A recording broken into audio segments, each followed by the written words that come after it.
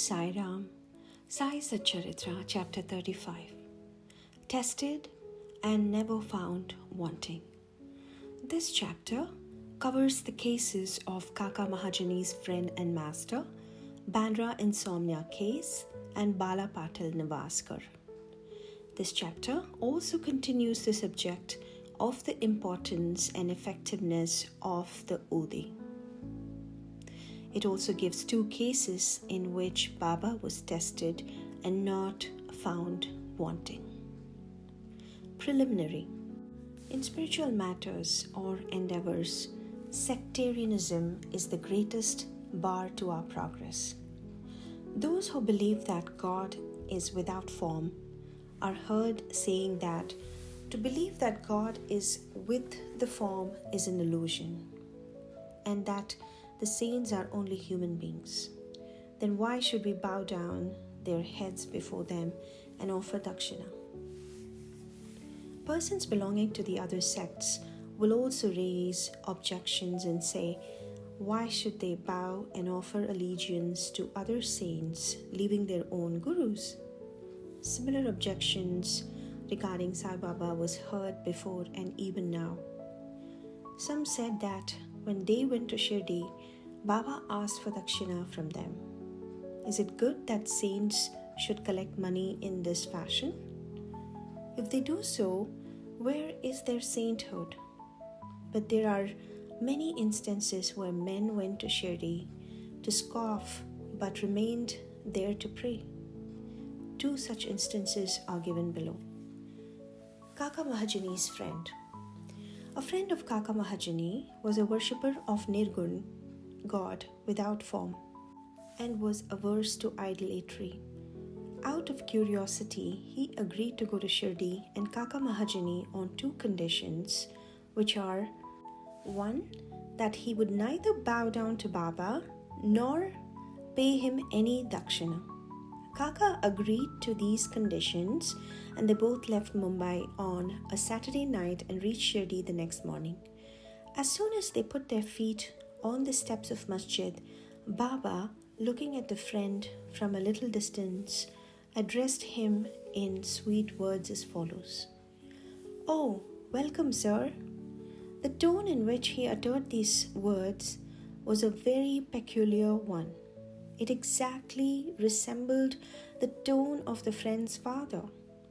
It reminded him of his departed father and sent a thrill through his body. What an enchanting power the tone had. Being surprised, the friend said, "This is no doubt the voice of my father." Then he at once went up and, forgetting his resolution, placed his head upon Baba's feet. Then Baba asked for dakshina twice, once in the morning and again at noon, at that time of their taking leave, but he asked it from Kaka only and not from the friend. The latter whispered to Kaka, "Baba asked for dakshina from you twice. I'm with you. Why does he ignore me?" "You ask Baba yourself," was Kaka's reply. Baba asked Kaka what his friend was whispering. Then the friend asked Baba himself whether he should pay any dakshina. Baba replied, "You had no mind to pay, so you were not asked. But if you want to pay now, you may." Then the friend paid rupees 17 as dakshina, the same amount that Kaka paid. Baba then addressed him a few words of advice. "You destroy the Teli's wall, sense of difference between us, so that we can see and meet each other face to face." Then Baba allowed them to leave. Though the weather was cloudy and rough, Baba assured them of their safe journey, and both of them reached Mumbai safely. When he reached home and opened the door and windows of his house, he found 2 sparrows dead on the ground and one just flying out through a window. He thought that if he had left the windows open, 2 sparrows would have been saved, but thought again that they had met their lot and that Baba had sent him back soon, just to save the third sparrow. Kaka Mahajani's master. Kaka was the manager in the firm of Thakkar Dharam Se Jetabai, a solicitor of Mumbai. Both the master and the manager were on intimate terms. Mr. Thakkar knew that Kaka was often going to Shirdi, staying there for some days and returning when Baba permitted him. Out of curiosity, Mr. Thakkar decided to go to Shirdi with Kaka during Shimga holidays. As Kaka's return was uncertain, he took another man with him for his company. The three started together and Kaka bought 2 seers of raisins, dried grapes with seed, on the way for presentation to Baba. They reached Shirdi in due time and went to Masjid for darshan. Baba Sahib Thakkar was also there, and Mr. Thakkar asked him why he came there. For darshan, Thakkar replied. Mr. Thakkar asked if miracles took place there. Thakkar replied that it was not the concern. The earnest intention of the bhaktas were satisfied here. Then Kaka prostrated himself before Baba and offered the raisins to him. Baba ordered them to be distributed. Mr. Thakkar also got a few of them. He did not want to have the raisins, as he was advised by his doctor not to eat them without washing and cleaning them. So he was in a fix. He did not want to eat them, nor could he reject them. To keep up formalities, he put them in his mouth but did not know what to do with the seeds. He could not spit them out on the floor of the masjid, so he pocketed them against his wish. He then said in his mind that if Baba was a saint, how could he be ignorant of his dislike for the raisins, and how could he force them on him? When this thought arose in his mind, Baba again gave him some more raisins. He could not eat them, but held them in his hand. Then Baba asked him to eat them up. He obeyed and found to his surprise that they were all seedless. He wanted to see miracles, and there was one. He knew that Baba read his thought and, as per his wish, converted raisins with seeds into seedless grapes. What a wonderful power! Again, to test further, he asked Thakkar, who was sitting by and who also got some raisins, what kind of raisins you got. He replied, the variety with seeds. Mr. Thakkar was still more surprised to hear this. Then, to confirm his faith further, Thakkar thought in his mind that if Baba was a real saint, the raisins should be now given to Kaka first. Reading this thought also, Baba ordered that distribution should be commenced from Kaka. These proof were sufficient for Thakkar. Then Shama introduced Mr. Thakkar as the master of Kaka, upon which Baba said, how could he be his master?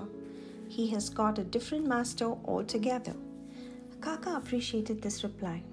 After forgetting his resolve, Thakkar saluted Baba and returned to the Wada.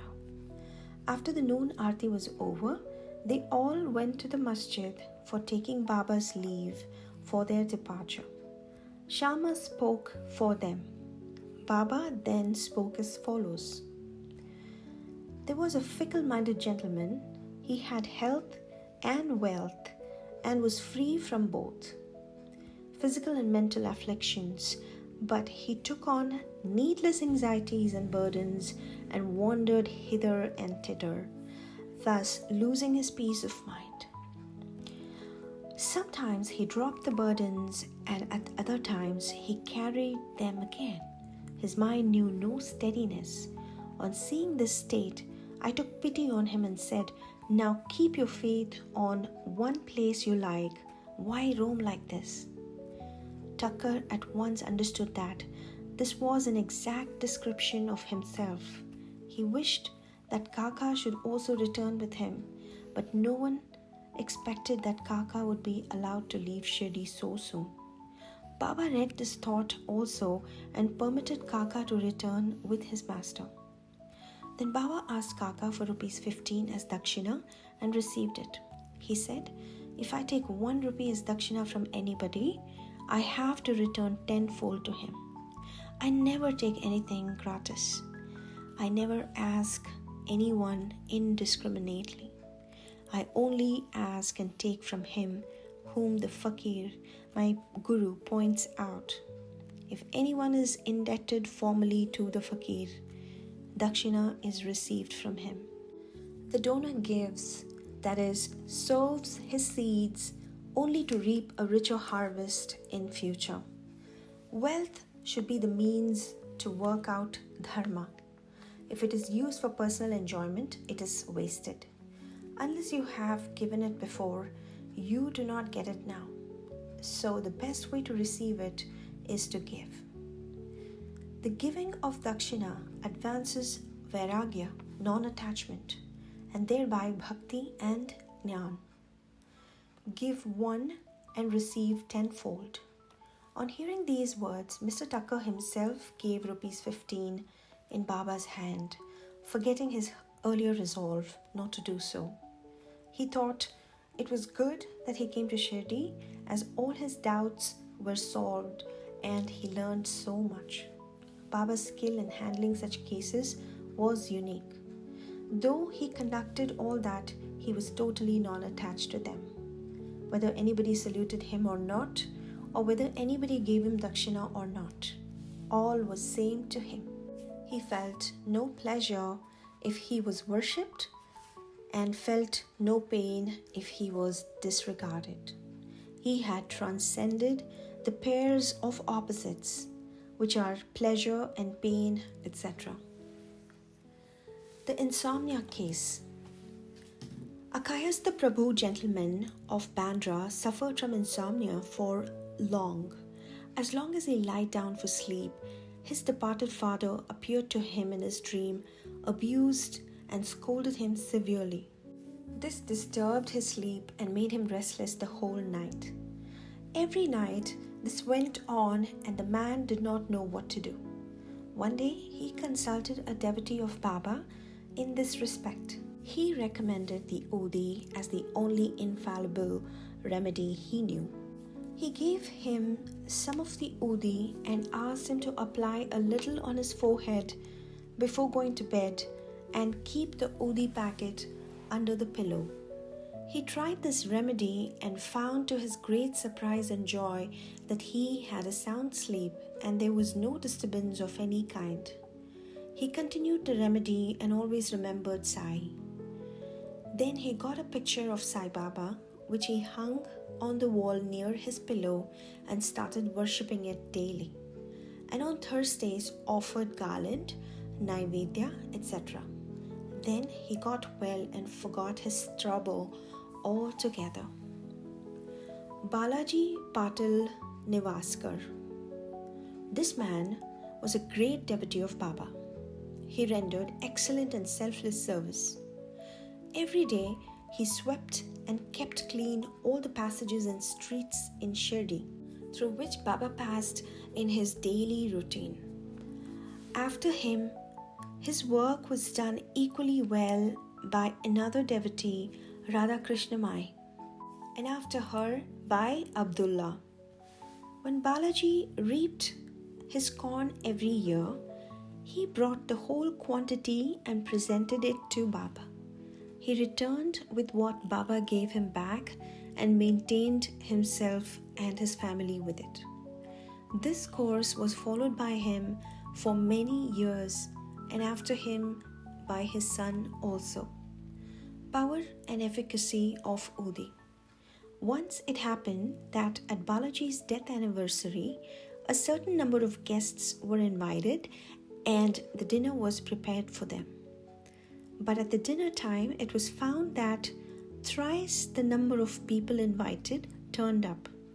Mrs. Newaskar was in a fix. She thought that the food would not suffice for the people assembled, and if it fell short, the honor of the family would be at stake. Her mother-in-law comforted her by saying, "Don't be afraid, it's not ours but Sai's food. Cover every vessel with cloth, putting some udi in it, and serve from the same without opening it. Sai will save us from ignominy." She did as she was advised, and it was found to their surprise and joy that not only did the food suffice for all, but plenty of it remained after serving. As one feels intently, so he realizes accordingly, was proved in this case. Sai appearing as serpent. Once, Raghu Patil of Shirdi went to Balaji Patil at Nivasi.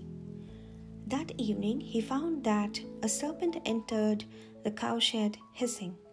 All the cattle were afraid and became restless. The inmates of the house were frightened, but Balaji thought that it was Sai who appeared in his house as serpent. Without being afraid in the least, he brought a cup of milk and placing it before the serpent said, "Baba, why do you hiss like this? Do you want to frighten us? Take this cup of milk and drink it with a calm mind." Saying this, he sat down close by. The other members were frightened and did not know what to do. In a short time, the serpent disappeared on its own and nobody knew where it went. It was not found, though a thorough search was made in the cowshed. Balaji had 2 wives and some children. They sometimes went to Shirdi from Nivasi for taking Baba's darshan. Then Baba bought saris and other clothes which were given to them with his blessings. Bow to Sri Sai, peace be to all.